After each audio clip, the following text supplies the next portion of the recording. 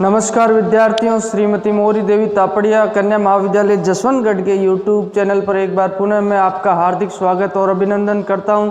मैं प्रवक्ता चंद्र प्रकाश गुर्जर। आज की क्लास हमारी बीए प्रथम वर्ष के विद्यार्थियों हेतु होगी इतिहास विषय की। तो इतिहास विषय के दौरान हमने जो कल की पीछे की क्लास में जो पूरा मध्य पाषाण काल के बारे में पढ़ा था, आज की क्लास में जो कंदरा कला है, जो रॉक आर्ट है, उसके बारे में हम पढ़ेंगे।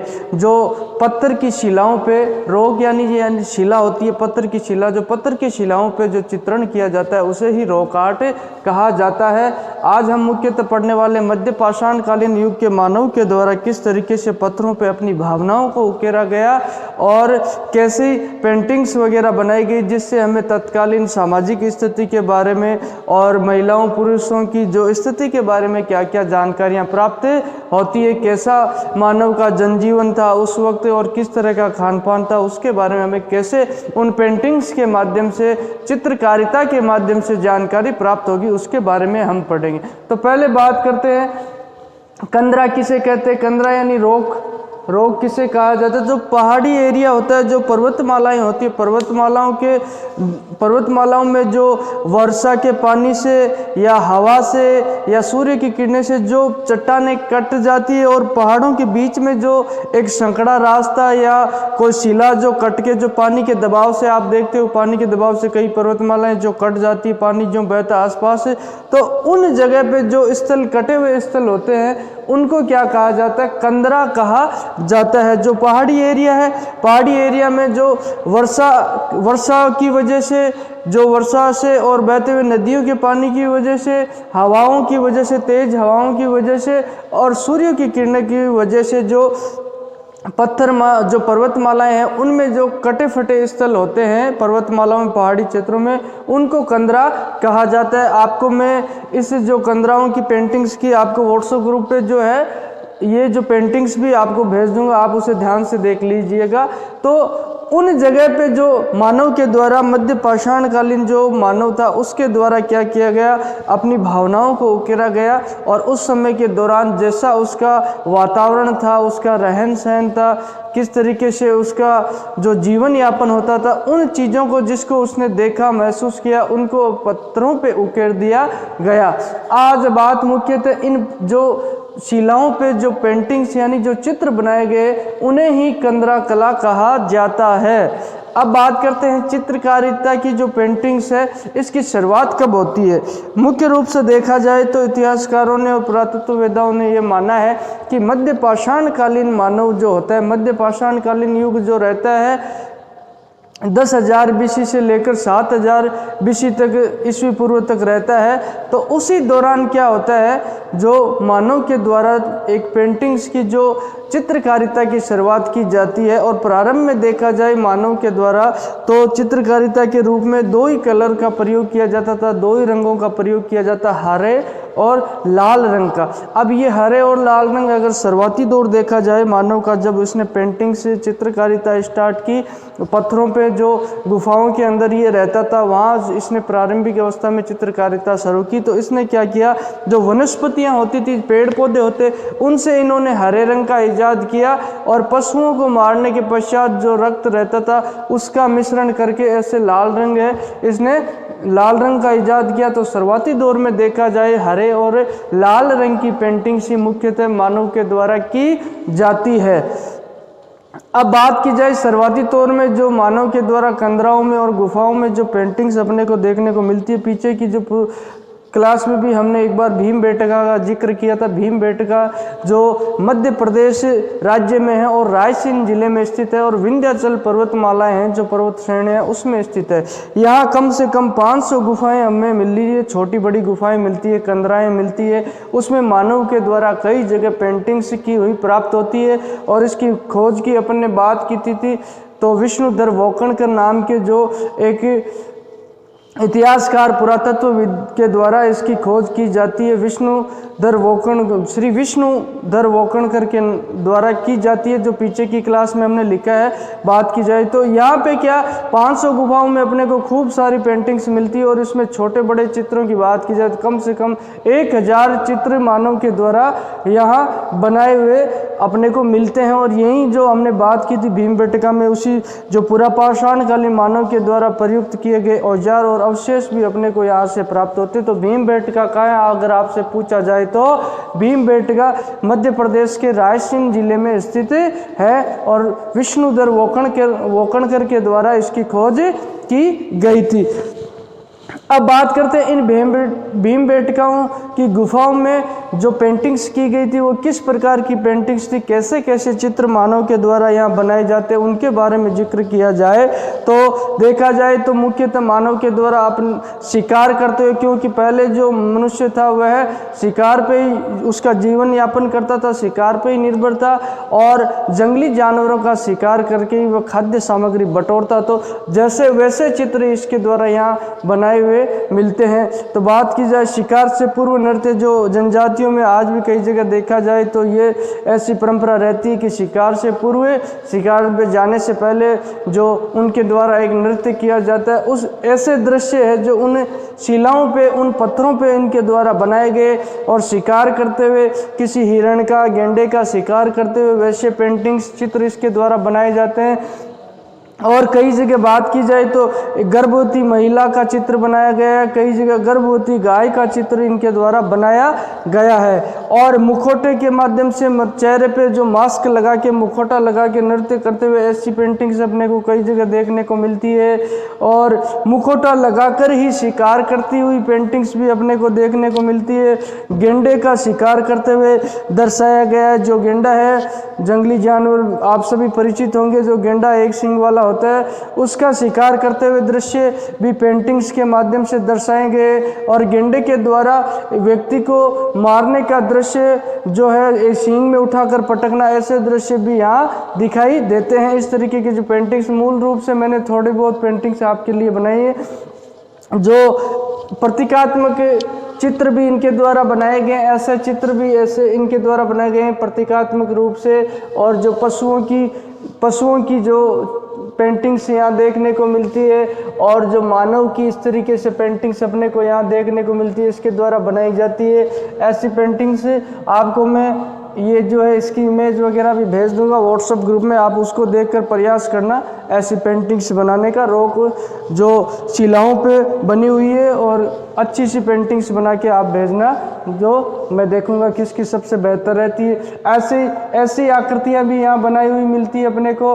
और मानव के द्वारा ये शिकार करने का दृश्य है, जो ये ढाल है हाथ में, और ये तलवार वगैरह कुछ औजार लोहे का है, इसके द्वारा ऐसे चित्र शिकार से पूर्व के दृश्य, यानी जो मानव का जीवन है जो शिकार पे निर्भर था, और वह खाद्यान्न सामग्री जो शिकार के माध्यम से बटोरता, ऐसे चित्र यानी मूल रूप से देखा जाए तो जीवन के सभी पक्षों का, जिस तरीके से उस समय सामाजिक व्यवस्थाएं थी, धार्मिक व्यवस्थाएं थी, उनको यहाँ अपने चित्रों के माध्यम से जो मध्य पाषाण कालीन मानव के द्वारा और जो नवपाषाण कालीन मानव यहाँ इनके द्वारा दर्शाया जाए। इसमें ये अंतर करना काफ़ी मुश्किल हो जाता है कि ये पेंटिंग्स मध्य पाषाण कालीन मानव के द्वारा बनाई गई या नवपाषाण कालीन मानव के द्वारा बनाई गई, ये अंतर और विभाजन करना काफ़ी मुश्किल रहता है। लेकिन ये मूल रूप से देखा जाए तो उसी समय के दौरान मानव के द्वारा पेंटिंग्स बनाई जाती है, और जीवन के सभी पक्षों का इसमें उल्लेख कर दिया जाता है कि जैसे शिकार करने का तौर तरीका कैसा रहता है, कौन कौन से जानवरों का शिकार किया जाता है, कैसे किस तरीके से किया जाता है, ये इनके द्वारा दर्शाया जाता है। अब इसके अलावा जो दलबंद की गुफाएं अल्मोड़ा पर्वतमाला हैं, वहाँ पे अपने को दलबंद की गुफाएं भी मिलती है यहीं आसपास में, और वहाँ पे भी अच्छी जो पेंटिंग्स देखने को मिलती है। देखा जाए तो पेंटिंग्स में वहाँ पे पेंटिंग्स में पक्षियों और वनस्पतियों का चित्रण भी देखने को मिलता है, यानी जो किस तरीके जो पशु पक्षी और पेड़ पौधे थे किस प्रकार के, उनका चित्रण यहाँ मानव के द्वारा किया गया है। उस समय के दौरान वो पेंटिंग्स अपने को मिलती है। और एक पेंटिंग्स मिलती है जिसमें 2 व्यक्ति हैं और 2 बच्चे हैं। जो 2 व्यक्ति और 2 बच्चे हैं, व्यक्ति तो वयस्क हैं जिन्हें ऐसा लगता है कि ये माता पिता है, और 2 बच्चे वो उनकी संतान लगती है। इस तरीके से जो पारिवारिक स्थिति है उसके बारे में यहाँ चित्रण इनके द्वारा किया जाता है।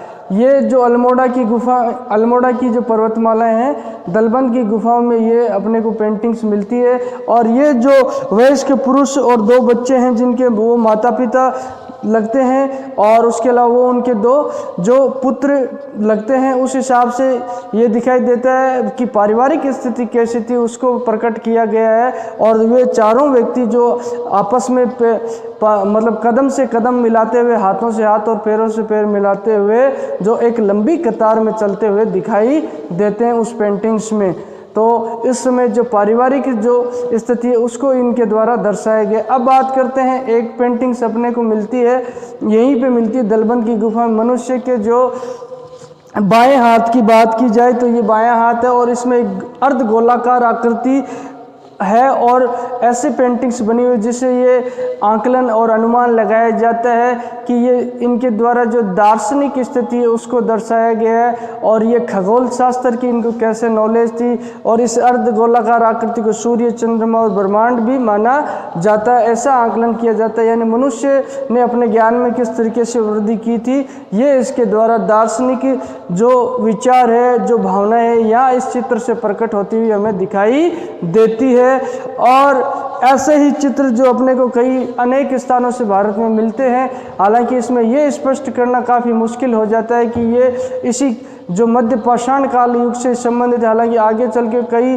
और गुफाओं में बात की जाए तो अजंता, एलोरा गुफा, वहाँ भी अपने को पेंटिंग्स मिलती है, लेकिन वो तो काफ़ी आधुनिक मिलती है। लेकिन मध्य पाषाण कालीन युगीन जो और पाषाण कालीन युग की पेंटिंग का विभाजन करना काफ़ी कठिन और क्लिष्ट हो जाता है हमारे लिए। तो ऐसे कई स्थान मिलते हैं, लेकिन ये निश्चित रूप से नहीं कहा जा सकता कि ये पाषाण युगीनी ही पेंटिंग से। लगभग एक अंदाज लगाया जाता है, आंकलन लगाया जाता है कि उस समय के दौरान ही ये पेंटिंग्स हुई होगी।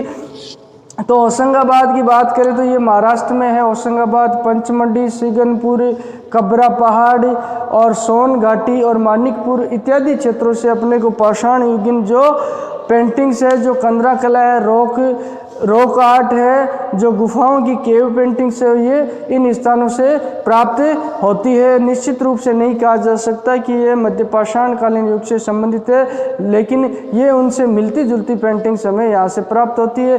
और अगर बात की जाए तो इन जो कंदरा कलाओं का क्षेत्र देखा जाए तो ये जो पर्वतमालाएं, अपने हिमालय पर्वत को ले लो, चाहे विंध्याचल पर्वत को ले लो, इन पर्वतमालाओं में ज़्यादातर, क्योंकि उसी समय मानव के द्वारा अपना आवास है जो पर्वतों और पहाड़ियों में ही बनाया जाता था, गुफाओं के अंदर मानव रहता था।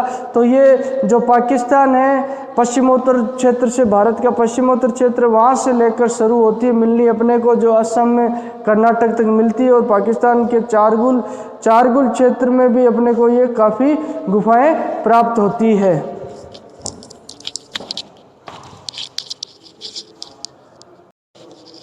तो विद्यार्थियों, बात की जाए तो आज हमने रॉक आर्ट है जो कंदरा कलाओं के बारे में जाना है। और मूल रूप से देखा जाए तो ये कंदराएं कौन सी होती है, जो पर्वतों में और पहाड़ियों में जो क्षेत्र होता है, जो हवा के दबाव से, वर्षा के जल के दबाव से और जो सूर्य की रोशनी, तापमान की वजह से जो कई क्षेत्र कटे फटे क्षेत्र होते हैं, वहाँ पे मानव ने अपना निवास बनाया और उन्हीं जगह पे उसके द्वारा जो पेंटिंग्स की गई। और इसकी शुरुआत सबसे बड़ी उपलब्धि मानव की यही मानी जाती है कि मध्य पाषाण कालीन युग के दौरान मानव के द्वारा पेंटिंग से करनी शुरू कर दी गई, और अपनी भावनाओं को उसने जो इस पेंटिंग के माध्यम से प्रदर्शित किया, और उस तत्कालीन सामाजिक स्थिति और मानव जीवन और उस वातावरण को इस पेंटिंग्स के माध्यम से प्रदर्शित किया गया उनके द्वारा।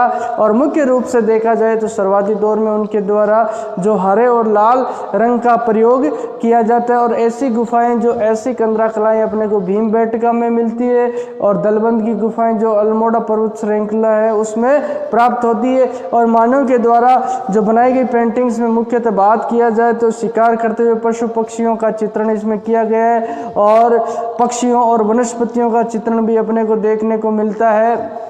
उसके अलावा गर्भवती गाय, महिलाओं और पुरुषों का, बच्चों का चित्रण, जो एक व्यक्ति के हाथ में जो अर्धगोलाकार आकृति है और पारिवारिक स्थिति को दर्शाने के लिए 2 वयस्क और 2 जो बच्चों का चित्रण यहाँ किया जाता है। इस तरीके से मध्य पाषाण काल के दौरान जो ये कंदरा कला विकसित होती है। रॉक आर्ट यानी जो शिलाओं, रॉक यानी जो शिला होती है, शिला पे जो चित्रण किया जाता है उसे ही रॉक आर्ट कहा जाता है। ये मध्य पाषाणकालीन मानव और जो पाषाणकालीन मानव की मुख्यतः देखी जाए तो अपनी जो कलाकृति उसके द्वारा पत्थरों पे जो चित्रण करके प्रदर्शित की जाती है।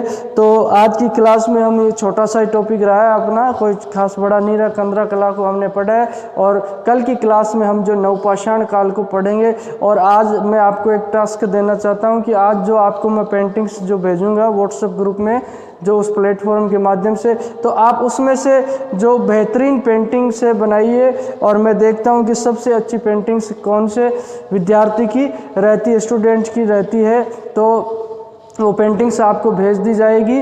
तो अच्छी सी पेंटिंग्स आप अपने समय का सदुपयोग करते हुए ज़रूर बनाओगे। और आज की क्लास में हम बस इतना ही पढ़ेंगे। बोलिए यहाँ तक आपको कोई समस्या हो, शंका हो, कोई चीज़ पूछनी हो तो आप निसंकोच पूछ सकते हो। तो आज की क्लास के लिए बस हम इतना ही पढ़ेंगे। तो बहुत बहुत धन्यवाद।